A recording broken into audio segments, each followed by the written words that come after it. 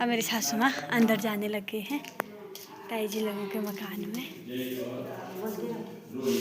ये देखो ताई जी लोगों का ही मकान है। और ये देखो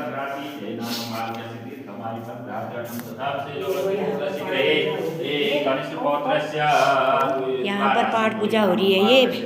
ये ताई जी है, हमारी जिठानी है, इनका गृह प्रवेश हो रहा है। पंडित जी आए हैं और देखो दीपक जला रखा है और शुद्ध मंत्रों द्वारा जो है और घर को पवित्र किया जा रहा है। ये देख सकते हैं आप लोग। और यहाँ पर जो है पानी का कलश रखा हुआ है। बहुत ही सुंदर मकान बना रखा है। बहुत बहुत बधाई है।